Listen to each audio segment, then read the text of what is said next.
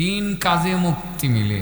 তিনটা কাজ কি, যে তিন কাজ করলে মুক্তি পাওয়া সম্ভব, দুনিয়ার পেরেশানি থেকেও মুক্তি থাকা সম্ভব, তদ্রূপ পরপারে জাহান্নামের আগুন থেকে মুক্ত থাকা সম্ভব। এবার বলেন কয় কাজে মুক্তি? হ্যাঁ, তিন কাজে। মনে থাকবে তো? তাহলে আমরা মুক্তি চাই কি চাই না? চাই। আমরা কিন্তু চাই, অনেক সময় বুঝি না। নামাজ পড়ে হাত উঠায় মুনাজাত করি, রব্বানা আতিনা ফিদ দুনিয়া হাসানা, রব্বানা আতিনা ফিদ দুনিয়া হাসানা وفي الآخرة حسنة وقنا عذاب النار। ওগো আল্লাহ, তুমি দুনিয়াতে কল্যাণ দাও, পরকালেও তুমি কল্যাণ দাও। জাহান্নামের কঠিন আযাব থেকে তুমি মুক্তি দাও। চাই কি চায় না? জাহান্নাম থেকে মুক্তি চাই, দুনিয়ার পেরেশানি থেকে মুক্তি চাই। সাহাল ইবনে আব্দুল্লাহ বলেন, তিন কাজে মানুষ মুক্তি পায়। কয় কাজে মুক্তি পায়? তিন কাজে। জাহান্নাম থেকে মুক্তি চাওয়ার জন্য আল্লাহ এই দোয়াটা আমাদেরকে শিখাইয়া দিয়েছেন। এটা কিন্তু সবসময় পড়ি। অন্য জায়গায় আল্লাহ প্রকৃত বান্দাদের পরিচয় দিতে গিয়া তিনি বলেন, ওয়া ইবাদুর রহমান আল্লাযীনা ইয়ামশুনা আলাল আরদি হাওনা ওয়া ইযা খাতাবাহুমুল জাহিলুনা ক্বালু সালামা والذين يبيتون لربهم سجدا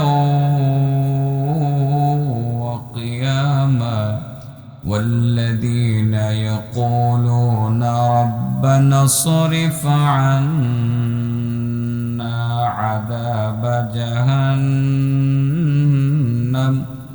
إن عذابها كان غراما। আল্লাহ রাব্বুল আলামিন বলেন, আমার প্রিয় বান্দা তারাই তো আমার প্রিয় বান্দা যারা জমিনে নিজেকে ছোট মনে করে চলে, কোনো অহংকার প্রদর্শন করে না। যখন জাহেল বা মূর্খ মানুষ, সমাজের উচ্ছৃঙ্খল মানুষ যখন তাদেরকে আক্রমণাত্মক ভাষায় গালি দেয়, তখন তারা সালাম দেয়। যারা রাত্রটা ইবাদতে কাটিয়ে দেয়, প্রিয় বান্দা তারা যারা বলে, আল্লাহ জাহান্নামের আগুন থেকে মুক্তি দাও। তাহলে আমরা প্রত্যেকেই মুক্তি চাই, এটাই সত্য কথা। মুক্তি পাওয়ার জন্য সাহাল ইবনে আব্দুল্লাহ এর বক্তব্যের দিকে ভালোভাবে নজর দেওয়া লাগবে। তিনি বলেন, আন্নাজাতু ফি সালাসাতি আশিয়া, তিন কাজের মধ্যে মানুষের মুক্তি। কয় কাজে? একটা একটা করে কই, মাঝে মধ্যে একটু কষ্ট লাগবো আর কি আপনাদের। আমি কয়েক বছর যাবত কষ্টের ওয়াজ করি, মানুষের গায়ে লাগে, কলজাত লাগে, ফিডে লাগে, মাথাত লাগে, গাওয়াইয়া গোয়াইয়া ওয়াজ করি আর কি। হিসাব করে দেখছি যে আসলে এই সমস্যাগুলো তুলে না ধরলে আমাদের যে নামাজ রোজা ইবাদত কবুল হইতেছে না, এটা তো মানুষ বুঝবে না, আমরা বুঝবো না। তো মনে করবে না আমার যেহেতু পরিবেশ তো যামই, রোজা যেহেতু রাখছি বেহেশতে যামই, যেহেতু হজ করে আসছি বেহেশতে যামই। এই ধরনের মানসিকতা আমাদের ভিতরে বিশ্বাস আছে, কিন্তু আমাদের অজ্ঞাতসারে যে আমাদের সমস্ত আমল, সমস্ত অর্জন ধ্বংস হয়ে যাইতেছে, আমরা বুঝতেও পারতেছি না। এই জন্য একটু আমি মাঞ্জা কিছু কথা বের করে সমস্যাগুলো শনাক্ত করে সামনে তুলে ধরে থাকি। এটা আমার ওয়াজের সাবজেক্ট হয়ে গেছে কয়েক বছর যাবত। এটা মনে হয় আপনারা ভালোভাবেই বুঝছেন। তো আজকেও বুঝবেন যে মূলত আমাদের তিন কাজে মুক্তি। নামাজ পড়লেই যে মুক্তি পাওয়া যাবে এটার কোনো গ্যারান্টি। এক নম্বর হইল ফি আকলিল হালাল, এক নম্বর হলো হালাল খাদ্য খাওয়ার মধ্যেই মুক্তি। হালাল খাবার খাইলে শরীরে মুক্তি আসে, হালাল খাবার দ্বারা শরীর মুক্ত হয়, নানান ব্যথা বেদনা থেকে শরীরটা মুক্তি পায়। হালাল খাইলে মনটা ভালো লাগে, হালাল খাইলে পরে দিলে যেমন শান্তি লাগে শরীরেও শান্তি লাগে। হালাল খাইলে পরে জাহান্নাম থেকে মুক্তি পাওয়া যায়। সেই জন্য সাল ইবনে আব্দুল্লাহ বলেন, 3 কাজে মুসলমানদের মুক্তি সুনিশ্চিত, এর মধ্যে প্রথম কাজটা হইল হালাল খাওয়া। বলেন কি খাওয়া? আসলে আমরা এখন নিজেদেরকে জিজ্ঞাসা করে দেখি হালাল খাই কি খাই না।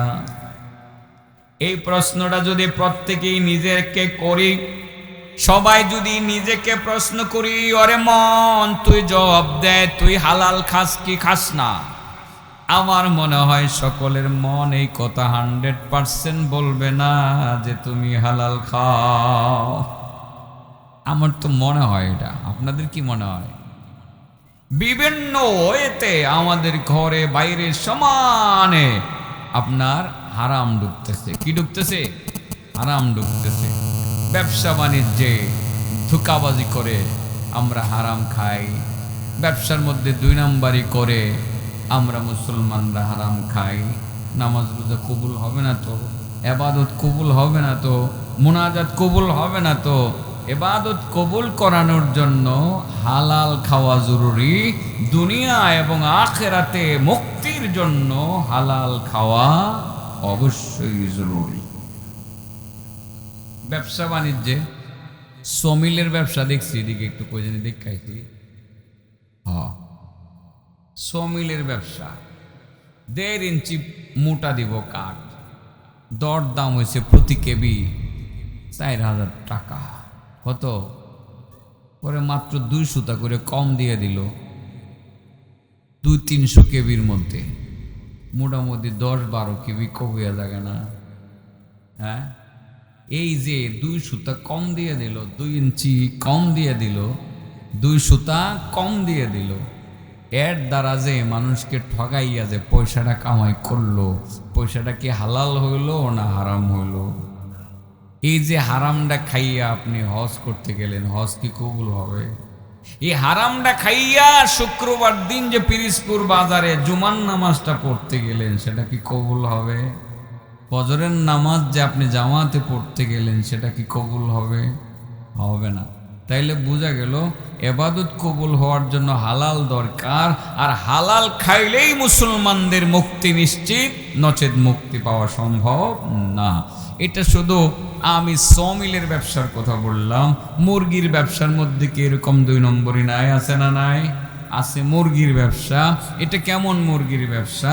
ওজনে কম দেওয়া মুরগির ব্যবসার মধ্যে ওই যে পোল্ট্রি মুরগি আছে না, এটা 10 টাকা কেজিতে কম রাখে, কিন্তু দেখা যায় যে ভদ্রলোক ওজনে 200 গ্রাম কম দেয়। আছে? আরে আমি জানি না, শুনি তো কই, আমি তো বাংলাদেশের মানুষ হই, আমার জন্ম কি ইন্ডিয়াতে হয়েছে আর পাকিস্তানে হয়েছে? বাংলাদেশেই তো জন্ম নিয়েছি, বাংলাদেশের মানুষের চরিত্র জানবো না? এসব চরিত্রের কারণেই তো আমাদের ইবাদত কবুল হচ্ছে না, আমাদের মধ্যে শান্তি নাই, আমাদের মুক্তি পাওয়ার কোনো সম্ভাবনা নাই। মুক্তি যদি পাইতেই হয় অবশ্যই হালাল খাওয়া লাগবে, ঠিক না বেটি? ধোঁকাবাজি তো করা যাবেই না। বাজার থেকে আপনি দুধ কিনতে গেছেন, আল্লাহর বান্দা আরেকজন দুধ বিক্রি করতে গেছে, 10 কেজি দুধ, কয় কেজি? 10 কেজি দুধ গেছে আপনাদের। আব্দুল লতিফ সাহেব গিয়া কয়, চাচা দুধ কত? কয় 1 নম্বর খাঁটি দুধ, 100 টাকা কেজির কমে আমি বিক্রি করব না। খাঁটি কিনা? কাহা খাঁটি। লতিফ সাহেবের কথা হলো খাঁটি হইলে 10 টাকা বেশি নেই, কোনো আপত্তি নাই, ঠিক না বেটি? কোনো আপত্তি নাই। আল্লাহর বান্দা 10 কেজি দুধ নিয়ে আসছে, বলছে 100% খাঁটি, আমার নিজের গায়ের গাভীর দুধ আমি নিজে ধোয়াইছি, ধোয়াইয়া নিয়ে আসছি। মনে মনে কয় 10 কেজির মধ্যে তো মাত্র 2 কেজি এনে মিশাইছি। মনে মনে কয় বেশি হইলে এনে বাটপারি হইতো, বেশি তো বেশি মিশায় নাই, মাত্র 2 কেজি 200 টাকা বেশি বিক্রি করে। বড্ড খুশি। পিরোজপুর বাজারে দুপুরবেলা বিক্রি কইরা চিন্তা করলো নামাজটা এখানে আদায় কইরা যায়। নামাজটা আদায় কইরা পান একটা মুখের মধ্যে লইয়া চিবাইতে চিবাইতে বাড়ির দিকে রওনা দিছে। আল্লাহ রসুল বলেন, আল্লাহর বান্দা তুমি তো মুসলমান দাবি করতেছ, তুমি মুসলমান দাবি করতেছ, ধোঁকাবাজি করে 200 টাকা বেশি বিক্রি করলা, আরো 10 টাকা করে কেজিতে বেশি নিলা, আরো 100 টাকা, 300 টাকা তুমি ধোঁকাবাজি করে কামাই করলা। তুমি মুসলমান, নামদারি মুসলমান, তুমি সত্যিকার মুসলমান নও, তুমি আস্থা একটা মালাউন। কিউন মালাউন কারে কই আমরা? ও হিন্দুদের কি কয়? ইস্কনের গোষ্ঠীরে কয় আর কি, ঠিক আছে না? এদেরকে শুধু আমরা মালাউন বলি। রাসূল বলেন মালাউন শুধু হেরা না, তোমাদের ঘরে ঘরেও মালাউন আছে। অনেক ঘরেও কি আছে? মালাউন আছে, যারা মানুষকে ধোঁকা দেয়, মুসলমানদেরকে ধোঁকা দেয়, ব্যবসা বাণিজ্যে ধোঁকা দেয়, আচরণে ধোঁকা দেয়, লেনদেনে ধোঁকা দেয়। আল্লাহ রাসূল বলেন মুসলমান হওয়ার পরেও সে মালাউন, নামাজি হওয়ার পরেও সে মালাউন, রোজাদার হওয়ার পরেও সে মালাউন, হাজি হওয়ার পরেও সে মালাউন। আর মালাউনের অর্থ হলো যার উপরে আল্লাহর পক্ষ থেকে লানত বর্ষিত হয়। আর যার উপরে আল্লাহর পক্ষ থেকে লানত বর্ষিত হয় সে কি আদৌ জান্নাতে যাবে? হ্যাঁ, মালউন মালউনুন মান দাররা মুমিনান ওয়া মাকারা বিহি। আল্লাহ রাসূল সাল্লাল্লাহু আলাইহি ওয়াসাল্লাম বলেন, আমার উম্মতের মধ্যে যারা 2টা অপরাধ করবে, যারা 2টা অন্যায় করবে, তাদেরকে মালাউন বলা হবে। মালাউন মালউন বলা হবে। মালউন বা মালাউন বলা হয় ওই ব্যক্তিকে যার উপরে আল্লাহর পক্ষ থেকে লানত বর্ষিত হয়। যারা 2টা অপরাধে যুক্ত থাকবে তাদেরকে আমার উম্মতের মালাউন বলা হবে। শুধু মালাউন তারা না, মুসলমানের ঘরেও মালাউন আছে, আছে না নাই? মুসলমানের ঘরেও মালাউন আছে। শুধুমাত্র তাদেরকে গালি দিলে চলবে না, নিজেদের মধ্যে মালাউন আছে। আপনি এবার চিন্তা করে দেখেন আপনি মালাউন হয়ে গেছেন কিনা, আপনার উপরে আল্লাহর লানত বর্ষিত হইতেছে কিনা চিন্তা করলেই বুঝবেন। এখন হাদিসটা শুনলেই বুঝবেন 2টা অপরাধের সাথে আপনি যুক্ত আছেন কিনা। 1 নাম্বার হলো মান দাররা মুমিনান ওয়া মাকারা বিহি। 1 নাম্বার হলো ওই ব্যক্তি মুসলমান হওয়ার পরেও সে মালাউন, যে ব্যক্তি অন্য মুসলমানের ক্ষতি করে। কি করে? অন্য মুসলমানের ক্ষতি করে। কেমনে ক্ষতি করে? পুকুরের মাছ ছেড়া দেয়, পুকুরের মাছ মেরে ফেলার জন্য বিষ ফালায় দেয়, জমির আল কেটে জমিন দখল করে, ব্যবসা বাণিজ্য নষ্ট করার জন্য কুটনামি করে, নানানভাবে যেই ব্যক্তি অন্য মুমিন মুসলমানের ক্ষতি করে সে মালাউন। কি মালাউন? লোক তারা মূলত দেখতেছে তারা আঙ্গুর খায়, বেদানা খায়, কমলা খায়, গরুর গোশত খায়, মুরগির গোশত খায়। তারা বাহ্যিক দেখতেছে ভালো ভালো খায়, মজা মজা খায়। আল্লাহ বলেন তারা তো দুধ কমলা খায় না, দুধ কলা খায় না, মূলত তারা পেটের ভিতরে আগুন ঢুকায়। আরাম খাওয়া মানে কি ঢুকানো? আগুন ঢুকানো। আগুন জ্বালিয়ে পুড়িয়ে সারখার করে দেবে। এই হারাম খাওয়ার কিছু তরিকা আমাদের দেশে আছে, তরিকাগুলো বললাম আর কি, 2-1টা তরিকা। মিথ্যা কথা বললা, ধোঁকাবাজি কইরা, ব্যবসা বাণিজ্য কইরা খাওয়া, এটা হারাম খাওয়া। এই হারামে মুক্তি পাওয়া সম্ভব না। পাশাপাশি আরও কিছু কিছু আমাদের হারাম খাওয়ার প্রচলন আমাদের দেশের মধ্যে আসে। ওজনে কম দেওয়া, কিছু কম দেওয়া, ওজনে কম দেওয়া আছে। আরেকটা হইল এতিমের মাল আত্মসাৎ করা, এটাও হারাম খাওয়ার আরেকটা পদ্ধতি। এটা তো সমাজে খুব অহরহই চলছে, এতিমের মাল আত্মসাৎ করা। অনেকে করে না বাবা, এতিমের মাল আত্মসাৎ করে না। কিভাবে করে? এতিমের সম্পদ রক্ষিত ছিল চাচার কাছে, একটা সময় চাচা ফোল্ডি মারে, মারে কি মারে না? একটা সময় চাচা ফোল্ডি মারে, ফোল্ডি মাইরা এতিমের মাল আত্মসাৎ করে। আল্লাহ রাসূল সাল্লাল্লাহু আলাইহি ওয়াসাল্লাম বলেন, যারা এতিমের মাল আত্মসাৎ করবে, আল্লাহ রাসূলের হাদিস থেকে পরিষ্কার বোঝা যায় তারা হালাল খাবার খাইলো না, হারামি খাইলো, পেটের ভিতরে আগুনও তারা ঢুকাইলো, এবং ওইসব লোকের ইবাদত আল্লাহর দরবারে মুঠেও কবুল হবে না। আমাদের সমাজে বেধিগুলো আছে। অনেক সময় দেখা যায় যে সম্পদ মেরে দেওয়া, তার মানে আত্মসাৎ করা, বোনের সম্পত্তি ভাই আত্মসাৎ করে, ভাইয়ের সম্পত্তি আরেক ভাই আত্মসাৎ করে। আছে না নাই সমাজে? আছে না নাই? কত কত বোন আছে বাবার সম্পত্তি থেকে ভাগ নিতে চায় না, বাধ্য হয়ে ভাইয়ের কাছে আসে, ভাইয়া 10 লক্ষ টাকা আমি তোমার কাছে পাবো, বা 20 লক্ষ টাকা আমি পাবো, বাবার সম্পত্তি তুমি যা পাইবা আমি তোমার অর্ধেক তো পাবো ভাই, 20 লাখ টাকার সম্পত্তি পাবো। নিব না ভাই, তোমার কাছে আজকে একটা আবেদন নিয়ে আসছি। তুমি তো ভাই অনেক লেখাপড়া আমাদেরকে করাইছো, অনেক যত্ন করছো ভাই, আমার একটা মাত্র ছেলে লেখাপড়া করতে চায় না, তোমার বোন জামাই, আমার স্বামীর অবস্থা বড় খারাপ, স্বাস্থ্য খারাপ, ব্যবসা বাণিজ্য করতে পারে না, বাধ্য হয়ে ছেলেটাকে একটু সৌদি আরব পাঠাইতে চাই, মাত্র 5 লক্ষ টাকা লাগবে ভাই, আমি 20 লক্ষ টাকা পানা আছি, আমাকে 20 লক্ষ দেওয়া লাগবে না, 5 লক্ষ টাকা তুমি আমাকে দিয়ে দাও, তোমার ভাইগনাটারে সৌদি আরব পাঠায় দেখি সংসারটা আমি কোনো রকমে চালাইতে পারি। ভাই চোখ উল্টাইয়া দিল, আর ভাবি তো বলেই দিল, তুমি কিন্তু কোনোদিন আর আমার বাড়িতে আসবা না, এতদিনই আসছো বাবার বাড়ির ভাগ নেওয়ার জন্য, তুমি কিন্তু আর কোনোদিন আমার বাড়িতে আসবা না। এই যে মনটা খারাপ করে চোখের পানি ফেলে দিয়ে বোন চলে গেল স্বামীর বাড়িতে, আর বলল, ভাই আজকে যদি আমার আব্বা বেঁচে থাকতেন তুমি এইভাবে আমাকে বাড়ি থেকে বিতাড়িত করতে পারতে না, আজ যদি আমার মা বেঁচে থাকতো তাহলে তুমি আর তোমার স্ত্রী মিলে অপমান করে বাড়ি থেকে বের করতে পারতা না। এইভাবে যখন কান্না করতে করতে বোনটা চলে যায়, আর তুমি হারাম সম্পদ নিয়ে বড্ড খুশি, কোটি কোটি টাকার মালিক হয়ে গেলা, মসজিদ বানাইলা, মাদ্রাসা বানাইলা, এবং জনগণের কল্যাণে কাজ করলা, রাস্তাঘাট বানাইলা, কালভার্ট বানাইলা, এতিম দুঃখীর পিছনে তাদের সাহায্য করার জন্য দাঁড়িয়ে গেলা। আল্লাহ রাসূল সাল্লাল্লাহু আলাইহি ওয়াসাল্লাম বলেন, না, তোমার সম্পদে হারাম ঢুকে গেছে, বোনের সম্পত্তি তুমি মানে আত্মসাৎ করেছো, হারামের মিশ্রণ হয়ে গেছে, এই হারাম খাইয়া এই হারাম শরীর নিয়ে তুমি জান্নাতে যেতে পারবে না, তোমার মুক্তি সম্ভব না, তোমাকে জাহান্নামে যেতে পারবে। বলেন কয় কাজে মুক্তি? 1 নম্বর কি খাওয়ার মধ্যে? হালাল খাওয়ার মধ্যে। এবার বলতে পারেন কেমনে খাইতাম হালাল? আরে বাবা, হালাল তো সহজ। এই যে দান করছেন না, কাইটা এগুলো শুকাইবেন, নিজে পরিশ্রম করে খাইবেন, এটাই তো হালাল। আবার এটার মধ্যে হারাম ঢুকবো কেমনে?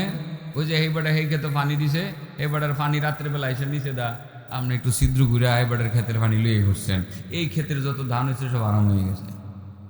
কি হয়ে গেছে? তো আপনি ইচ্ছাকৃতভাবে এটা করবেন না।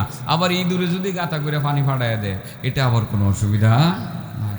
আপনি যদি মনে করেন ইন্দুরে ফাটাই, তাহলে যদি কোনো অসুবিধা না হয়, আমি না আজকে ইন্দুরই হয়ে গেলাম, ইঁদুর আর কি ইঁদুর, আমি একটু খুসাদা দেই, পানি একটু আয়সা পড়ুক, এই কাজ করলে আপনার সম্পদ হারাম হয়ে যাবে। আসলে হালালটা তো সহজ, একটু চিন্তা করলেই সহজ। খুব বেশি সম্পদের মালিক না হলেন না, হালাল খাওয়ার চিন্তা করলে হালাল খাওয়া সম্ভব। আপনারা কি বলেন, এটা অসম্ভব? অসম্ভব না। তাহলে আমি মূল আলোচনায় যাই, অনেক কথাই বলা হয়ে গেছে, আমি শেষ তো আমাকে করতে হবে। প্রথম বিষয়টাতে যদি আমি অনেক সময় নিয়ে যাই, তাহলে হয়তো বাকি 3টা পয়েন্ট আমি বলতে পারবো না। আবার নতুন করে বলি, সাহাল ইবনে আব্দুল্লাহ বলেন কয় কাজে মুক্তি? 1 নম্বর কি খাওয়ার মধ্যে? এবার বলেন, সুদ খাওয়া হালাল না হারাম? হ্যাঁ, সুদ খাওয়া অন্য সাইডে দাও। সুদ খায় যদি কেউ মনে করে জাহান্নাম থেকে মুক্তি পাবে, আদৌ কি পাবে? পাবে না। সুদ করে আপনাদের এলাকায় থাকার কথা না। আলেম ওলামা বাড়তেছে, মাদ্রাসা বাড়তেছে, এবং মাদ্রাসার ছাত্র জাগির রাখতেছেন, আপনারা খাওয়াইতেছেন। সুদের ব্যবসাটা আপনাদের এলাকায় খুব একটা বেশি থাকার কথা না। তারপরে গোপনে গোপনে কেউ কেউ সে ব্যবসায় জড়িত থাকতে পারেন, সেই জন্য সুদখোরের শাস্তি নিয়ে তো 2-4টি কথা আমাকে বলতে হবে। তো বলেই ফেলি, আল্লাহ আল্লাহ তুমি আমাদেরকে হেফাজত করো। কঠিন শাস্তির কথা হাদিসে উল্লেখ আছে, কঠিন শাস্তির কথা উল্লেখ আছে। হাদিসটা তো মনে হয় বরাবরই আপনারা শুনেছেন, আমার কাছ থেকেও শুনেছেন। আমি এই বিষয়টা আজকে আবারও রিপিট করতে চাই। আসলে রিপিট করার নির্দেশনা আছে, বলা হয়েছে এই বিষয়ে কিছু বলার জন্য। সেই জন্যই বলতেছি, এমনিতেই তো বলতেছে না, কিছু তাগিদ এলাকা থেকে তাগিদ বা তাকাজা আসে বলার জন্য সেটা বলি। রাসূল করিম সাল্লাল্লাহু আলাইহি ওয়াসাল্লামের সাহাবী সামুরা ইবনে জুনদুব রাদিয়াল্লাহু তাআলা আনহু থেকে বর্ণিত, সামুরা ইবনে জুনদুব রাদিয়াল্লাহু তাআলা আনহু বলেন, রাসূল করিম সাল্লাল্লাহু আলাইহি ওয়াসাল্লাম ফজরের নামাজ শেষ করলেন। ফজরের নামাজ শেষ করে সাহাবায়ে কেরামদের দিকে ঘুরে বসলেন। কি বসলেন? ঘুরে বসে বলেন, এই তোমরা কি কেউ কিছু বলবা? আজকে স্বপ্ন টপ্ন বলবা? সাহাবায়ে কেরাম বলেন, ইয়া রাসূলুল্লাহ, আজকে আমরা কোনো স্বপ্ন বলবো না। আল্লাহ রাসূল বলেন, বুঝছি, অন্যদিন তোমরা স্বপ্ন বলো আর আজকে তোমরা স্বপ্ন বলবা না, তার মানে হলো তোমরা দেখো নাই, আমি দেখছি, মানে আমার স্বপ্ন আজকে তোমরা শুনবা। শুনবানি আমার স্বপ্নটা? সাহাবায়ে কেরাম বলেন, ইয়া রাসূলুল্লাহ, আপনার স্বপ্নটা তো অবশ্যই শুনবো। রাসূল বলেন, দেখো আমি খুব দ্রুত বলছি, এটা পুরোটা বলবো না, আমি পুরোটা বলবো না, দ্রুত বলছি, বলার তাগিদ আছে। রাসূল বলেন, দেখো গত রাত্রে আমার কাছে দুইজন লোক আসছে, তাদের পরিচয় জানি না, একেবারেই তারা অপরিচিত। আমার দুই হাতে ধরছে, আমার দুই হাতে ধরে আমাকে নিয়ে চলতে শুরু করেছে। কোথায় তারা যাবে, কোন জায়গায় গিয়ে থামবে, এরকম নির্দিষ্ট কোনো গন্তব্য বা ঠিকানা তারা আমার কাছে বলেনি। চলছে তো চলছে। একটা পর্যায়ে তারা আমাকে বাইতুল্লাহ শরীফে নিয়ে গেছে। কোথায় নিয়ে গেছে? একটা পর্যায়ে এমন একটা জায়গাতে আমাকে নিয়ে গেছে, সেখানে দেখি কিছু পানি দেখা যায়। কি দেখা যায়? এই পানি দিয়ে তারা উজু করলো, আমাকেও উজু করতে বলল। তারা 2 রাকাত নামাজ পড়লো, আমাকেও 2 রাকাত নামাজ পড়তে বলল। তারা 2 রাকাত নামাজ পড়লেন, আমিও 2 রাকাত নামাজ পড়লাম, কিন্তু তাদের পরিচয় জানি না, তাদের পরিচয় জানি না। চললাম, আরো অনেকটুকু রাস্তা অতিক্রম করলাম। সামনে গিয়ে দেখি একজন মানুষ সোজা হয়ে দাঁড়িয়ে আছে, তার মাথার উপরে আরেকজন কোরাল নিয়ে দাঁড়িয়ে আছে। কি নিয়ে দাঁড়িয়ে আছে? কোরাল। কোরাল চিনেন? কোরাল দিয়ে গাছ কাটে, কিন্তু এখন গাছ কাটবে না, মাথা কাটবে। মাথার মধ্যে কোরাল দিয়ে কোপ দিলে অনেক আরাম লাগবে। ভয়ানক শাস্তি। কি শাস্তি? ভয়ানক শাস্তি। তাছা গুরুত্ব দিয়ে তো শুনতেছেন, একটা কথা জিগামু, হ্যাঁ সাহস করে বলেন, বলেন, তো সাহস করেন। কয় কাজে মুক্তি? 3 কাজে। কয় কাজে মুক্তি? 1 নম্বরে কি খাওয়ার মধ্যে? হালাল খাওয়ার মধ্যে। এটা মাথায় রাখেন, এটা জিগামু লাস্টে। ইমরান, কয় কাজে মুক্তি? 1 নম্বর কি খাওয়ার মধ্যে? হালাল খাওয়ার মধ্যে। মাথায় রাখতে হবে। সুদ খাওয়ার শাস্তি বলতেছি, সুদ খাওয়া হালাল না হারাম? হারাম। আল্লাহ রাসূল সাল্লাল্লাহু আলাইহি সাল্লাম বলেন, তারা 2 জন আমাকে নিয়ে চলতে শুরু করলো। একটি জায়গায় গেলাম, সেখানে গিয়ে দেখি একজন লোক দাঁড়ানো আছে, আর একজন লোক তার মাথার উপর একটা কোরাল নিয়ে দাঁড়ানো আছে। মাথার উপরে কোরাল ধরে দাঁড়ানো আছে। সেই কোরাল দিয়ে মাথার মধ্যে এমন ভাবে কোপ দিতে আছে, তার মাথাটা দ্বিখণ্ডিত হইয়া কোরাল চোয়াল পর্যন্ত এসে পৌঁছতেছে। কোরালটা যখন ওঠানো হয়, তার মাথাটা জোড়া লেগে যায়, আবার কোপ দিলে পরে আবার দ্বিখণ্ডিত হয়ে যায়। চলছে, অবিরাম চলছে। রাসূল তাদেরকে ডেকে বললেন, বন্ধুরা তোমরা কারা? পরিচয় তো দিলা না, এই লোকটার পরিচয়টা দিয়ে দাও, যে লোকটার মাথার মধ্যে কোরাল দ্বারা কোবানো হইতেছে। সাথী বন্ধু 2 জন বললেন, ইয়া রাসূলুল্লাহ, দয়া করে আর একটু সামনে অগ্রসর হন, কিছুক্ষণ পরে আপনার কাছে সব কিছু বিস্তারিত বলে দেওয়া হবে। আরেকটু সামনে অগ্রসর হলেন। আরেকটু সামনে অগ্রসর হয়ে দেখতে পাইলেন একজন মানুষ একটা জাসিমের মধ্যে বড় আরাম করে শুয়ে আছে। তার মাথা বরাবর আরেকজন লোক দাঁড়ানো আছে। হাতের মধ্যে বড় একটা পাথর দেখা যায়। ওই পাথর দিয়ে এমন ভাবে তার মাথার মধ্যে আঘাত করে, তার মাথা চূর্ণ বিচূর্ণ হয়ে যায়। পাথরটা যখন অনেক দূরে চলে যায়, সরে যায়, ওই পাথরটা কুড়াইতে গেলে পরে তার মাথা আবার জোড়া লেগে যায়, আবার আক্রমণ করলে পরে আবার মাথা গুড়া গুড়া হয়ে যায়।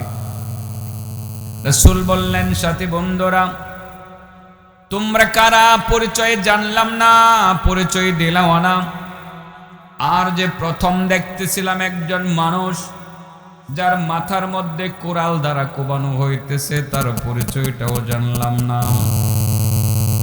দয়া করে 2 নম্বর যেই লোক তার মাথার মধ্যে পাথর দ্বারা আক্রমণ করে তার মাথা গুড়া গুড়া করা হইতেছে, সেই লোকটার পরিচয় দিয়ে দাও। সাথী বন্ধু 2 জন বললেন, ইয়া রাসূলুল্লাহ, আর একটু সামনে অগ্রসর হন, অল্প সময় পরে আপনার কাছে সব কিছু বিস্তারিত বলে দেওয়া হবে। নবী আর একটু সামনে অগ্রসর হলেন। আর একটু সামনে অগ্রসর হয়ে দেখতে পাইলেন একটা মটকি বা মটকা দেখা যায়। সেই মটকির ভিতরে ধাও ধাও করে আগুন জ্বলতে আসে। তার মুখ বরাবর মাথার মধ্যে কিছু নগ্ন অর্ধনগ্ন নারী পুরুষ তেজপাতার মতো বলগাইতে আসে। ডাউল রান্না করলে যেমন সেই পাতিলের মুখে তেজপাতা বলগাইতে থাকে, এমন সেই যে মটকি বা মটকায়ের মুখের মধ্যে কিছু নগ্ন অর্ধনগ্ন নারী পুরুষ তেজপাতার মতো বলগাইতে আছে। রাসূল বলেন, সাথী বন্ধুরা, প্রথম ব্যক্তির পরিচয় দিলা না, দ্বিতীয় ব্যক্তির পরিচয় দিলা না, দয়া করে ওই 3 নম্বর মানুষগুলোর পরিচয় দিয়ে দাও, যারা ওই আগুনের মধ্যে মটকার মুখে তেজপাতার মতো বলগাইতে আছে। সাথী বন্ধু 2 জন বললেন, ইয়া রাসূলুল্লাহ, ইয়া হাবিবাল্লাহ, আর বেশি দেরি নয়, মাত্র কিছুক্ষণ পরে সব কিছু আপনার কাছে বিস্তারিত বলে দেওয়া হবে, আর একটু সামনে অগ্রসর হন।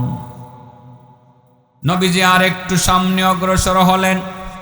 আর একটু সামনে অগ্রসর হয়ে দেখতে পাইলেন বিশাল বড় একটা পুকুর দেখা যায়। বলেন, কি দেখা যায়? পুকুরের পানিগুলো রক্তের মতো লাল, বরফের মতো ঠান্ডা, রক্তের মতো লাল, বরফের মতো ঠান্ডা। ওই পানির মধ্যে পুকুরের মাঝে একজন লোক সাঁতরাইতে আছে, হাবুডুবু খাইতেছে।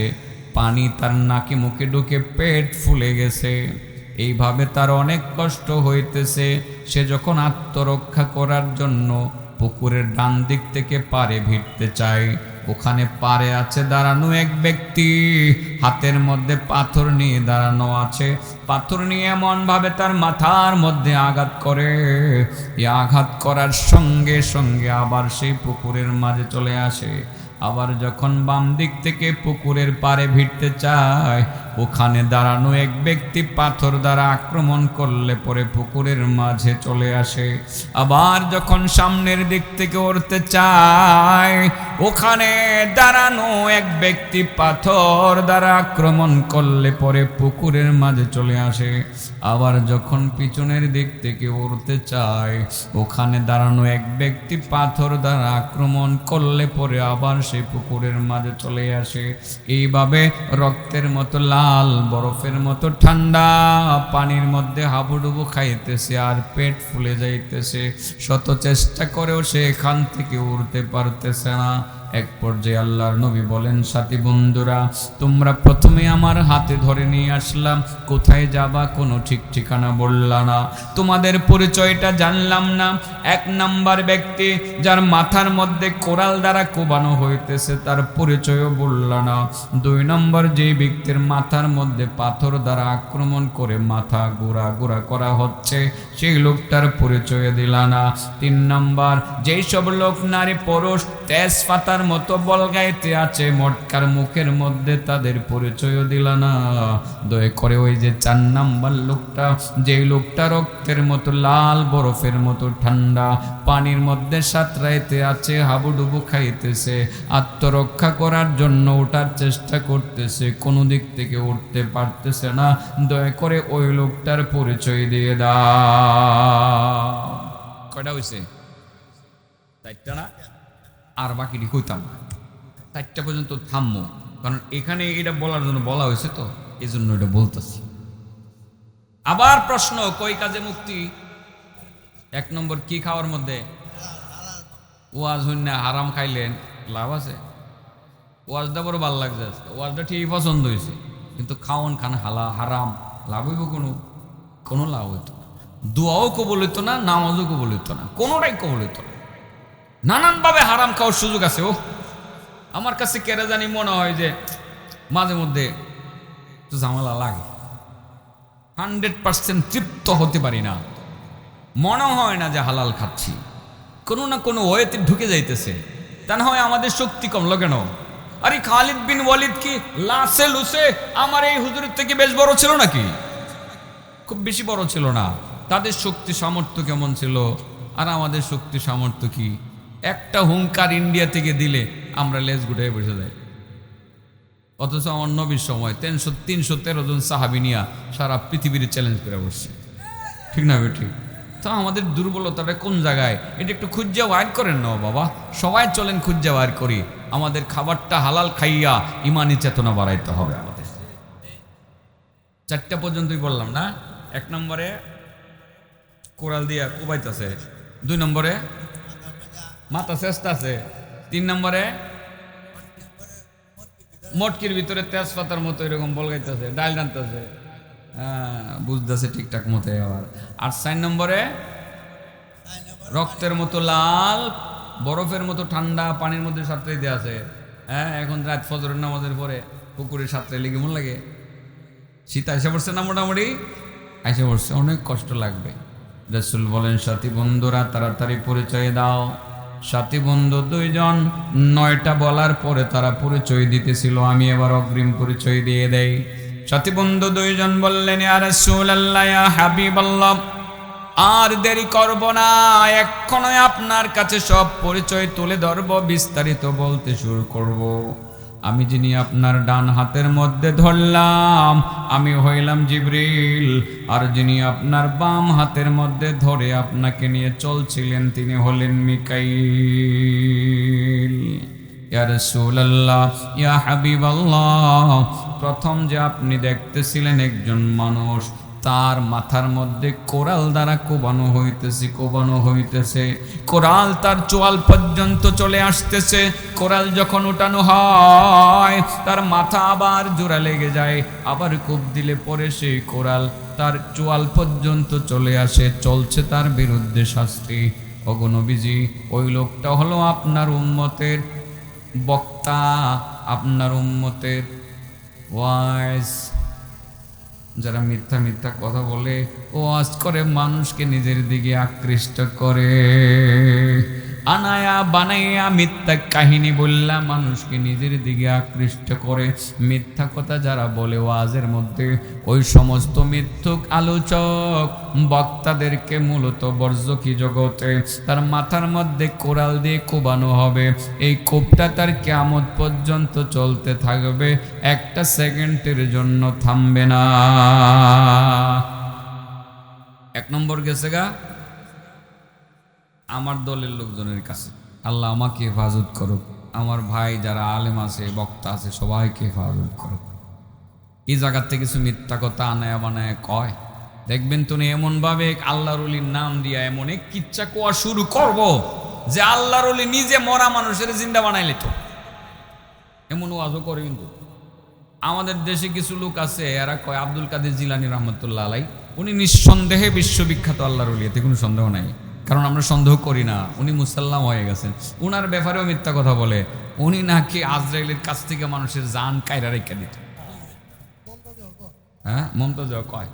আর কিছু আমার দেশের কিছু কিছু হুজুররা কয় আল্লাহর ওলির শান মান গাইতে গাইতে আল্লাহর ওলির একেবারে আল্লাহর লগে নিয়ে লাগায় দেয়। নাউজুবিল্লাহ বলেন। এইসব মিথ্যা প্রপাগান্ডা করে যারা মানুষকে মিথ্যা তথ্য দিয়ে যারা মাঠে ময়দানে বক্তব্য দেয়, ওইসব আলেমদের মাথার মধ্যে কিয়ামত পর্যন্ত কোরাল দ্বারা কোবানো হবে, আর এই কোপটা টানা কিয়ামত পর্যন্ত চলতে থাকবে, 1 সেকেন্ডের জন্য থামবে না। তাহলে 1 নম্বরটা কার বিরুদ্ধে গেল গো? আমার দলের লোকের বিরুদ্ধে গেল গা। হ্যাঁ, এবার আপনাদের বিরুদ্ধে গেলে আর সেট তারতেন না, আগে নিজেরে কয়ে লইছি, এখন আপনাদের কমো। 3 নম্বর থেকে আপনাদের শুরু করবো। 3 আর 4 ধরা রেডি থাকেন, ধরা খাইবেন কিন্তু এখন। ওই সাথী বন্ধু দুইজন বললেন, ইয়া রাসূলুল্লাহ, ইয়া হাবিবাল্লাহ। ওগো নবীজি, আপনি যে 2 নাম্বার দেখতেছিলেন, আল্লাহর এক বান্দা জাসিমের মধ্যে আরাম করে শুয়ে আছে, আরাম করে শুয়ে আছে। মাথার মধ্যে পাথর দ্বারা অ্যাটাক করার পরে মাথা তার চূর্ণ বিচূর্ণ হয়ে যাইতেছে, গুঁড়া গুঁড়া হয়ে যাইতেছে। যখন পাথরটা কুড়াতে যাওয়া হয়, মাথাটা জোড়া লেগে যায়, আবার আক্রমণ করলে পরে আবার গুঁড়া গুঁড়া হয়ে যায়। নবী গো, সেও আপনার উম্মতের একজন আলেম। কোন আলেম? যে আলেম এলেম শিখেছে, এলেম শিখে নিজে আমল করে না, মানুষকে আমল করতে বলে। মানুষকে বলে, ভাই এত দুনিয়া দুনিয়া করিও না, দুনিয়ার পিছনে লাগিও না, আখেরাতের জন্য রেডি হও। এত বাড়ি গাড়ির দরকার নাই, এত টাকা পয়সার দরকার না। কি দরকার? বাড়ি গাড়ি দিয়ে কি হবে? আখেরাতের প্রস্তুতি নাও। মানুষকে আখেরাতের কথা বলে কিন্তু নিজে দুনিয়ার দিকে আকৃষ্ট হয়ে যায়। বিশেষ করে যখন মাহফিলে আসে, আমার কথাটা অনেকের গায়ে লাগে, গায়ে লাগে রে বাবা। এই কথা বলবো না যে আলেমদেরকে টাকা দিয়েন না, আমি বলবো আলেমদেরকে তাদের সম্মান বজায় রাখার টাকা পয়সা হাদিয়া দিয়েন। কারণ হাদিয়া দেওয়া এটাও তো সুন্নত, ঠিক না বেঠে? আপনি সেটা দিবেন, যারা মাহফিল করাইবেন দিবেন, দূর থেকে গাড়ি নিয়ে আসবে, গাড়ি ভাড়া হলে ভাড়া দিবেন, গাড়ির ভাড়া পরিশোধ করে অতটুকু অন্তত পক্ষে দিবেন যাতে তার সংসারটা ভালোভাবে চলে, সেটা আপনারা করবেন। এই জায়গাতে আপনারাও কিছু অনিয়ম করেন, সেটা কিন্তু করবেন না। কিন্তু কিছু আলেম ভাই আছে, তার 10,000 টাকা, 15,000 টাকা, 20,000 টাকায় পেট ভরে না। মাহফিলে আসার আগে টেলিফোনে কয় 50,000 টাকা আগে আমার অ্যাকাউন্টে ঢুকাও, নচেত আমার গাড়ির চাকা ঘুরবে না।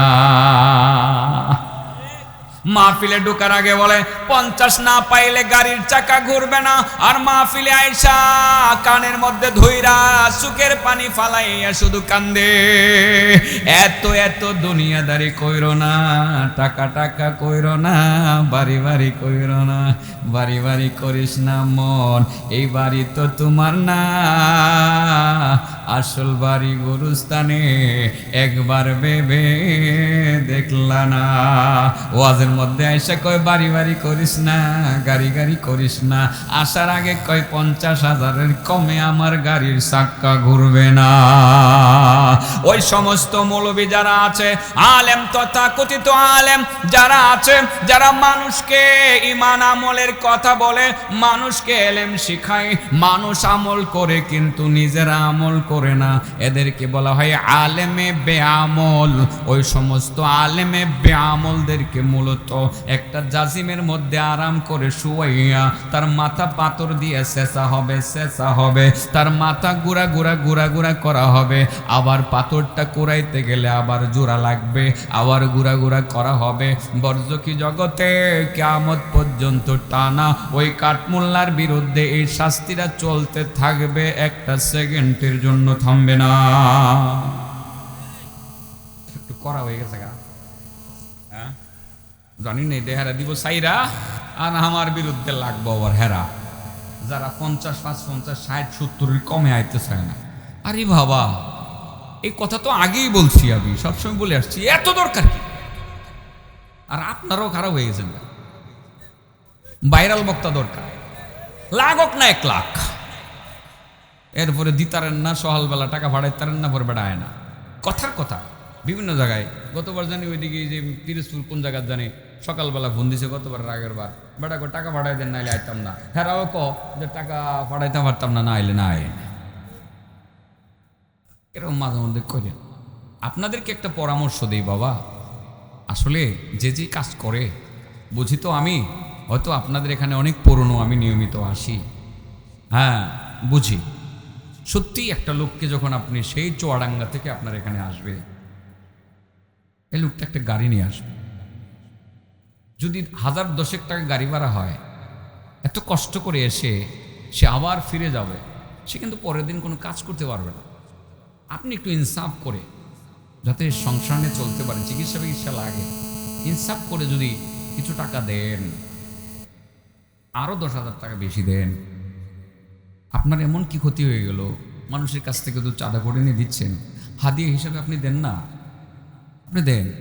তো এরকম কিছু যারা চায় না, এদেরকে অনেক সময় দিতে চায় না, আর এরা এক সময় কঠিন হয়ে কয় আমি 50 না হয়ে যায়, তা না।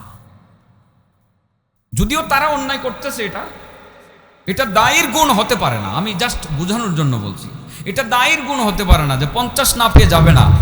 তো আপনি একটু চিন্তা রাখবেন, মাথায় রাখবেন, আপনি কথাটা এইভাবে চিন্তা করবেন যে হাদিয়া দেওয়াটা সুন্নাত, এটা দিয়ে দেই। সেও বড় ধরনের চুক্তি থেকে নিজেকে বাঁচাতে পারলো, আর আপনিও হাদিয়া দিয়া আপনি সুন্নত পালন করে আপনি নেকি কামাই করতে পারলেন। এটা কি মন্দ বলছি?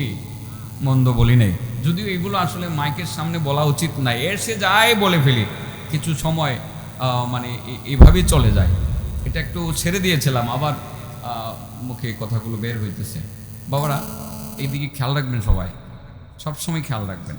আপনারা যুবকদেরকে বলে আয়োজন করো, যার যার ওই খরচ অনুপাতে দূর থেকে আসছে তাকে ওইভাবে একটু সম্মান, একটু ইজ্জত করার চেষ্টা করবা, এটা তোমাদেরকে বলে দিই। এর মানে এই না যে আজকে আমাকে অনেক বেশি টাকা দেওয়া হবে, প্লিজ এটা মনে করবেন না। হ্যাঁ, আমার গাড়ি ভাড়া যে অনেক সময় অনেক জায়গা থেকে হয় না, এটা এরাও জানে। মাঝে মধ্যে আমার গাড়িতে উঠলে যখন টাকা দিয়ে এরা দেখে, মাঝে মধ্যে আমি খুলি, তো ওরা মাঝে মধ্যে অবাক হয়ে যায় যে হুজুর এটা কি। ঠিক আপনার আগের বক্তা 1 নাম্বার, যিনি প্রধান বক্তা, আর আপনি সেকেন্ড বক্তা। প্রধান বক্তা যদি 60 হয় তো আপনার 5,000 কেন? হাসে ওরা। আমি বলছি অসুবিধা নাই, আরেকটাই যদি যাইতে পারি এটা পুরাটাই লাভ, এটা পুরাটাই লাভ, অসুবিধা নেই। হ্যাঁ, আমাকে দেওয়ার জন্য বলছি না, এটা সামগ্রিকভাবে বলছি। মাঠে তো কাজ করতে হবে, বা ওদেরকেও কাজ করাতে হবে, করাতে হবে না, করাতে হবে। ওদেরকে নিরুৎসাহিত করবেন না। আর ওরাও একটা উল্টা পাল্টা করে, একটা অন্যায় করে। এই অন্যায়টা হলো ওরা এমনভাবে একটা চুক্তি করে, পাবলিককে কিন্তু ওয়াজে আইছে কি মায়াবী কণ্ঠে কান্দায়, বাড়ি বাড়ি করিস না মন, এই বাড়ি তো তোমার না,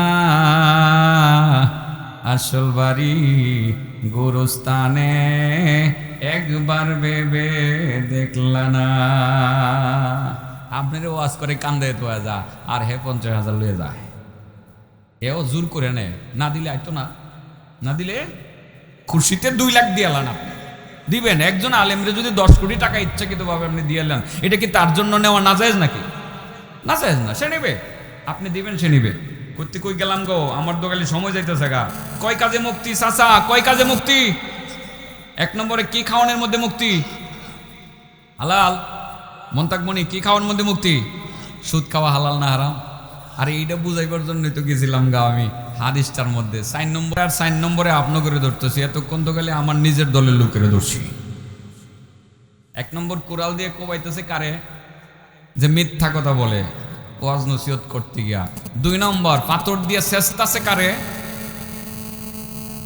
যে আলেম মানুষকে আমলের কথা বলে কিন্তু নিজে আমল করে না। আছে না সংখ্যায়? কম হলেও তো আছে, আছে না? না থাকলে তো আল্লাহর নবী আরো 1450 বছর আগে এমন কথা বলে যাইতেন না, ঠিক না বেটি? থাকবে বিদায়ী নবী বলে গেছেন, আছে, নিশ্চিত ভাবে আছে। সাথী বন্ধু 2 জন বললেন, ইয়া রাসূলুল্লাহ, ইয়া হাবিবাল্লাহ, আর যে আপনি দেখতেছিলেন একটা মটকির ভিতরে কিছু নগ্ন অর্ধনগ্ন নারী পুরুষ তেজপাতার মতো বল গাইতে আছে, দাও দাও করে আগুন জ্বলতে আছে। মটকির মাথার মধ্যে কিছু নগ্ন অর্ধনগ্ন নারী পুরুষ, তারা তেজপাতার মতো বল গাইতে আছে। তারা হলো আপনার উম্মতের বেপরদা নারী পুরুষ। যে সমস্ত মহিলারা বেপর্দা চলতো, আর যে সমস্ত পুরুষেরা ওই বেপর্দা নারীদেরকে সঙ্গ দিত, তাদের সাথে উঠা বসা করত, ওই জাতীয় নারী পুরুষকে বরজুখী জগতে মটকির ভিতরে ঢুকাইয়া আগুন ধরাইয়া দেওয়া হবে। মটকির মাথার মধ্যে নগ্ন অর্ধনগ্ন অবস্থায় তেজপাতার মতো বল গাইতে থাকবে। ওই বেপর্দা নারী পুরুষের বিরুদ্ধে এই শাস্তিটা কিয়ামত পর্যন্ত একটানা চলতে থাকবে, একটা সেকেন্ডের জন্য থামবে না। নাউজুবিল্লাহ বলেন। বেপর্দা কমছে আলহামদুলিল্লাহ।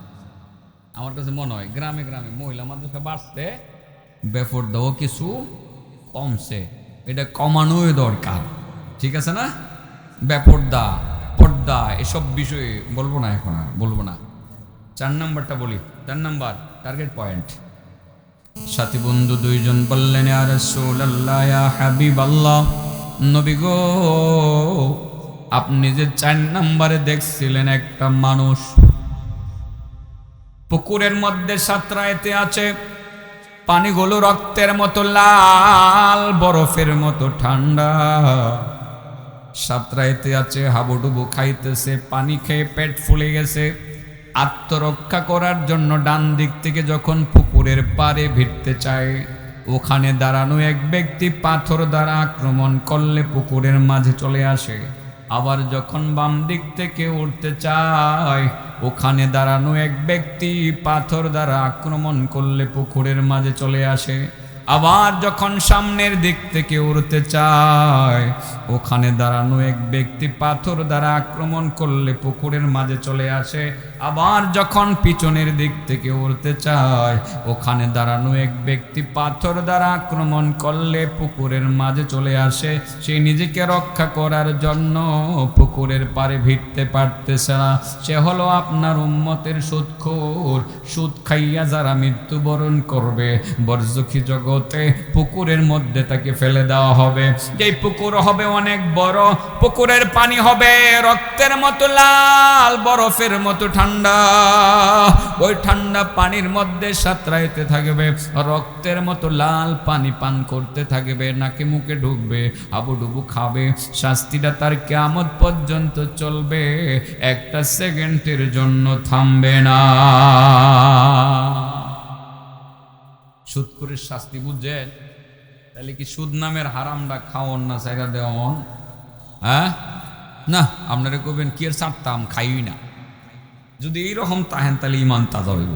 কি এর ছাড়তাম, এটা তো দর্শিই না, ছাড়তাম কেরে, এরকম ইমান নেওয়া লাগবে। ঠিক আছে তো ইনশাআল্লাহ? তাহলে এবার বলেন, সুদ খাওয়া হালাল না হারাম? ক্বালা সাহাল ইবনু আব্দুল্লাহ, আন-নাজাতু ফি সালাসাতি আশিয়া। সাহাল ইবনে আব্দুল্লাহ বলেন, 3 কাজে মানুষের মুক্তি। জাহান্নাম থেকে মুক্তি, পেরেশানি থেকে মুক্তি, অশান্তি থেকে মুক্তি। 3 কাজে মুক্তি। 1 নাম্বার হলো ফি আকলিল হালাল। 1 নাম্বার হলো হালাল খাওয়ার মধ্যে মূলত মানুষের মুক্তি। ও আসলে কি লাভ হারাম খেলে? হ্যাঁ, মিছা কথা বইয়া পয়সা কামাই করেন, সুদের উপরে ব্যবসা করেন, সহজ টাকা আছে, 5 লাখ টাকা আছে, সুদের উপরে লাগাইয়া বৎসরে আরো 5 লাখ কামাই করে বাজারে মোস্তানি করে হুন্ডা লইয়া ঘুরেন। আপনি আবার মাঝে মধ্যে নামাজও পড়েন, আবার এতিমখানায় দান খয়রাতও করেন, আবার গরিব মানুষেরও কিছু দেন। লাভ হইব? কোনো লাভ হইতো না। মুক্তি সম্ভব না। জাহান্নামের আগুনে জ্বলন লাগবো, আর এর আগে পুকুরের মধ্যে সাঁতরান লাগবে। কি করণ লাগবো? শুধু কি এটাই শাস্তি, না আরো অনেক শাস্তির কথা আছে? হাদিস আরো অনেক রকমের হাদিস আছে। সুদখোরের শাস্তি, বিভিন্ন ধরনের শাস্তি হবে। আল্লাহ রাসূল সাল্লাল্লাহু আলাইহি ওয়াসাল্লাম বলেন, মেরাজে গেছিলাম, আল্লাহ আমারে দাওয়াত দিয়ে নিয়েছিল। জিবরাইল আমারে লয়ে গেছে একটা জায়গায়, একটা মানে পেটের হসপিটাল, পেটের রোগীর হসপিটালে লয়ে গেছে। পেটের রোগী বুঝেননি? সবার রোগ হইলো পেটের রোগ। তার মানে এমন একটা জায়গায় লয়ে গেছে, হসপিটাল তো না, বোঝানোর জন্য বলছি আর কি, যেখানে অসংখ্য মানুষ শুয়ে আছে। এদের পেটগুলো হলো একেবারে 2 চালা ঘরের সমান। কিসের সমান? আর হাত পাগুলো চিকন চিকন, মাথাটাও ছোট, পেট একটা 2 চালা ঘরের সমান। পেটের ভিতরে কি আছে অ্যাকোরিয়ামের মতো দেখা যায়। কি আছে যে এটা দেখা যায়? কি আছে? রাসূল বলেন, দেখি এদের পেটের ভিতরে সাপ বিচ্ছু খিলুবিলু করতেছে আর কামড়াইতেছে। দেখা যায় তো, বাহির থেকে দেখা যায়। অ্যাকোরিয়ামের ভিতরে মাছ দেখা যায় না, এমন করে। পেটের ভিতরে সাপ বিচ্ছু এমন করে আর কামড় দেয়। রাসূল বলেন, দেখলাম এই লোকগুলো সোজা হয়ে শুয়ে আছে, এদের পেটের উপর দিয়া উট দৌড়াইতেছে। কি দৌড়াইতেছে? দপ দপ দপ দপ করতেছে। এই লোকগুলো যখন উঠে দাঁড়াইতে চায়, আসলে এই চিকন পাউনিয়া, এত মোটা শরীরের, এত বড় পেটের ওজন, এটা কি রাখা সম্ভব? ভারসাম্য রাখতে পারে না, সে পড়ে যায়। দপ্পর দিয়ে পড়ে যায় না, পড়ে দপ্পর দেয়, এক কথা ওই পড়ে যায়। আল্লাহ রাসূল সাল্লাল্লাহু আলাইহি সাল্লাম এটা দেখলেন, দেখে জিবরাইলকে বললেন, ভাই জিবরাইল, ঘটনাটা কি ভাই কসে দেখি, এই লোকগুলো কারা, কাদেরকে এমন কঠিন শাস্তি দেওয়া হইতেছে, যাদের পেটের ভিতরে সাপ বিচ্ছু কিলুবিলু করতেছে, দাঁড়াইতে চায় দাঁড়াতে পারে না, তারা পড়ে যায়, এমন কঠিন শাস্তি তারা পাইতেছে, এই লোকগুলো কারা, তাদের পরিচয়টা দাও না। জিবরিল বলেন, ইয়া রাসূলুল্লাহ, ইয়া হাবিবাল্লাহ, তারা হলো আপনার উম্মতের সুদখোর। আপনার যে সমস্ত উম্মত সুদ খাবে, কিছু সুদখোরকে পুকুরের মধ্যে ফেলে দেওয়া হবে, আর কিছু সুদখোরকে তাদের পেটের ভিতরে সাপ বিচ্ছু ঢুকাইয়ে দেওয়া হবে। পেট হবে দুসালা ঘরের সমান, পেটের ভিতরে সাপ বিচ্ছু কিলুবিলু করবে আর কামড়াইতে থাকবে, দাঁড়াইতে চাইলে দাঁড়াইতে পারবে না, ডাইরেক্ট আবার সে পড়ে যাবে। এই শাস্তিটা তার বিরুদ্ধে কিয়ামত পর্যন্ত চলবে চলবে চলবে, একটা সেকেন্ডের জন্য থামবে না। নাউজুবিল্লাহ কইতেন না? হ্যাঁ, কয় কাজে মুক্তি? 1 নম্বর কি খাওয়ার মধ্যে? এবার বলেন সুদ খাওয়া হালাল না হারাম? 1.5 ইঞ্চি কাঠ দিব কইয়া 2 সুতা কম দেওয়া হালাল না হারাম? দুধের মধ্যে 2 কেজি পানি মিশানো হালাল না হারাম? পুকুরের মাছকে নদীর মাছ বলে চালিয়ে দেওয়া হালাল না হারাম? বুঝতেছেন নি কথাগুলো? এগুলো তো বলছি। বোনের সম্পত্তি আত্মসাৎ করে খাওয়া হালাল না হারাম? কইছিলাম মাশাআল্লাহ। ও এর মধ্যে কিছু আইছে আর কিছু নতুন হইছে মাশাআল্লাহ। এলা আমার পুরান সুতা এনে শুনে যে করতে জানি ওয়াজ করছিলাম, এটা কিছু একটু জগা কিছু রয়ে গেছে না, বুঝছি। সুতা এটা হ্যান থেকে আই বললে কি করতাম বুঝলি, এত দূর থেকে কেন আইব আমি জানতাম, দরকার হই। আচ্ছা বাবাজি, কয় কাজে মুক্তি? 1 নম্বর হালাল, 2 নম্বরটা কইলে তাও রেডি রেডি, এটা পারবেন। 2 নম্বরটা মোটামুটি সহজই, ফি আদা ইল ফরাইদ, ফরজ আদায় করার মধ্যে মুক্তি। যত বড় অসুবিধাই হোক, নফল কোনো কারণে যদি ছাড়তে বাধ্য হন, সুন্নত যদি কোনো কারণে ছেড়েও দিতে হয়, মগার ফরজ ছাড়া যাবে না। যারা ফরজকে ধরবে ভালোভাবে, তারা মুক্তি পাবেই পাবে, মুক্তি পাবেই পাবে। কোনো কারণে সুন্নত পড়তে পারলেন না, ফরজ যাতে না ছুটে, কোনো কারণে মুস্তাহাব আদায় করতে পারলেন না, ফরজ যাতে না ছুটে। নামাজ পড়া যেমন ফরজ, হালাল কামাই করাও ফরজ। বলেন হালাল কামাই করাও ফরজ। আমার মা বোনদের জন্য পর্দা করাও ফরজ, পর্দা করাও। বিষয় ক্লিয়ার? বুঝতেছেন তো? তাহলে ফরজ নিয়ে আরো কথা কোন লাগবো? এবার কোনছেন দেখি, টাকনুর ওই যে হাঁটুর উপরে হাফ প্যান্ট পরা কি ফরজ আদায় হয়েছে? এখন তো সভ্য সমাজে আমাদের অনেক ছেলেরা দেখি যে আপনার অনেক শিক্ষিত, ওরা সকালবেলা হাঁটতে পারে একটা হাফ প্যান্ট কিনা, এটা ভদ্রতার একটা কি মনে একটা আলামত এরা মনে করে আর কি। এরা মনে হয় সভ্য, এরা মনে হয় ভদ্র। আস্থা একটা বাপজুটার মতো দেখা। বাসাটা খারাপ বলেছিও, এমন বাসা তো কই না আমি, আল্লাহ মাফ করুক। শয়তানের মতো দেখা যায়। কাটা কইছে এটা? ঠিক কইছেন, আস্তে একটা শয়তানের মতো দেখা যায়। কারণ ফরজ তরক করে হাঁটতেছে, হেডারে আবার ভালো মানুষ বলেন কিভাবে? সাবধান, ছেলেদেরকে বলি স্কুল কলেজে লেখাপড়া করো, ইউনিভার্সিটিতে লেখাপড়া করো, ইউনিভার্সিটির হলে ঘুমাও। তুমি ফুল প্যান্ট খুললে হাফ প্যান্ট পরে ঘুমাইছো, সকালবেলা ক্লাসে যাওয়ার আগ পর্যন্ত হাফ প্যান্ট পরে ঘোরাফেরা করতেছো, এটা করো না।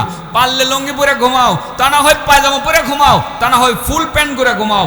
তোমার এই ফরজটা অবশ্যই আদায় করতে হবে। ফরজ আদায় না করলে আল্লাহর রহমত থেকে তুমি বঞ্চিত হইবা, আর ফরজ আদায় করলে তুমি মুক্তি পাইবা, আদায় না করলে তুমি মুক্তি পাইতা না। পোশাকের ক্ষেত্রেও কিন্তু ফরজ, এর দিকে খেয়াল রাখা লাগবে। রাখতে হবে কি রাখতে হবে না? মহিলাদের পর্দা করা লাগবে। পুরুষের পর্দা তো এগুলো, তারা হাঁটুর উপরে পোশাক পরবে না, হাঁটুর নিচে পোশাক পরবে, নাবির নিচে পরবে না, নাবির উপরে পরবে। এগুলো মনে থাকবে না? ইনশাল্লাহ মনে থাকবে। আমি শেষ করে দিব। কয়টা হলো? হ্যাঁ, 2টা। 3 নাম্বার, এটা আরো সহজ। সাল্লাল্লাহু আলাইহি ওয়াসাল্লাম দরুদ পড়ি। সাল্লাল্লাহু আলাইহি ওয়াসাল্লাম। আজকে এই আলোচনার মধ্যে দুরুদ কম পড়ছি, বলেন সাল্লাল্লাহু আলাইহি ওয়াসাল্লাম, সাল্লাল্লাহু আলাইহি ওয়াসাল্লাম, সাল্লাল্লাহু আলাইহি ওয়াসাল্লাম, সাল্লাল্লাহু আলাইহি ওয়াসাল্লাম, সাল্লাল্লাহু আলাইহি ওয়াসাল্লাম, সাল্লাল্লাহু আলাইহি ওয়াসাল্লাম, সাল্লাল্লাহু আলাইহি ওয়াসাল্লাম। 10 বার হয়েছে? হ্যাঁ, সকাল বিকাল 10 বার ঘুরে পড়লেন। আজকে তো অনেক লম্বা হাদিস বলতে চাইছিলাম, দুরুদটা কম হয়েছে, এই জন্য দুরুদ কয়েকবার পড়ে নিলাম আর কি। 3 নম্বর হলো ওয়াল ইক্তিদাউ বিন নবী সাল্লাল্লাহু আলাইহি ওয়াসাল্লাম। 3 নম্বর মুক্তির পথ হলো আমার নবীর অনুসরণের মধ্যে। নামাজ পড়া ফরজ, কি কার মতো পড়মু? নবীর মতো। বলেন নামাজ পড়া ফরজ, কার মতো পড়মু? এখন যদি কেউ বলে যে হ্যাঁ নামাজ পড়মু, কোরআনে যেমনে বলছে, নবীর মানতাম না, হাদিস মানি না, হবে? হ্যাঁ, হবে না। এরকম কিন্তু একটা ফেতনাবাদ গ্রুপ বের হয়ে গেছে ইদানিং। তাদের নাম আহলে কোরআন। নাম কি? আহলে কোরআন। তারা কোরআন মানে, হাদিস মানে না। তাহলে নামাজটা পড়বেন কিভাবে আপনার? আল্লাহ নামাজের কথা কোরআনে বলছেন, কত রাকাত পড়া লাগবে, কত রাকাত কোন সময় কোন সূরা পড়া লাগবে, কোন জায়গায় কোন তাসবিহ পড়া লাগবে, এটা কি আল্লাহ স্পেসিফিক বলে দিয়েছেন? বলে দেন নাই। আল্লাহ বলেন যে আমার নবীর কাছ থেকে তোমরা জাইনা পড়ো, আমার নবীর অনুসরণ করো, আমার নবীর অনুসরণ করো। এটাই কিন্তু আমি তিলাওয়াত করেছিলাম। কুল ইন কুনতুম তুহিব্বুনাল্লাহ فاتبعوني يحببكم الله ويغفر لكم ذنوبكم والله غفور رحيم। অনবী দুনিয়ার মানুষকে জানিয়ে দাও, তোমরা যদি আল্লাহকে ভালোবাসতে চাও, আল্লাহর ভালোবাসা যদি তোমরা পাইতে চাও, তবে আমি নবীর অনুসরণ, নামাজ পড়ব নবীর তরিকা মতে, পোশাক পরব নবীর তরিকা মতে, কথা বলবো নবীর মতো করে, আচরণ করব নবীর মতো করে, মানুষের প্রতি জুলুম করব না, ভালো আচরণ করব, উত্তম চরিত্রের পরিচয় দিব। যদি আমার নবীর অনুসরণ সর্বক্ষেত্রে আমরা করতে পারি, মুক্তি পাওয়া সম্ভব। বলেন কয় কাজে মুক্তি? 1 নম্বর কি খাওয়ার মধ্যে, 2 নম্বর কি আদায় করার মধ্যে, 3 নম্বর কাকে অনুসরণ করার মধ্যে। সুদখোরের শাস্তি তো শুনলেনই কিছু। সুদ খাওয়া হালাল না হারাম? হ্যাঁ, সুদখোরের শাস্তিটা কোন জায়গায় দেওয়া হবে? পুকুরে। পানিগুলো কেমন হবে? রক্তের মতো লাল, বরফের মতো ঠান্ডা। আরেকটা সুদখোরের শাস্তি দিব কেমনে? পেটের ভিতরে সাপ বিচ্ছু কিলোবিলু করবো, ঠিক আছে না? কিয়ামত পর্যন্ত কামড়াইব। এই কথা মনে রাখবেন। আল্লাহ আমাদের সকলকে হালাল খাওয়ার তৌফিক দান করুন, হারাম থেকে দূরে থাকার তৌফিক দান করুন, ফরজগুলোর প্রতি যত্নবান হওয়ার তৌফিক দান করুন, আমার নবীর তরিকা মতে জিন্দেগি যাপন করার তৌফিক দান করুন। ওয়া আখিরু দাওয়ানা আলহামদুলিল্লাহি রাব্বিল আলামিন। আসসালামু আলাইকুম ওয়া রাহমাতুল্লাহি ওয়া বারাকাতুহু।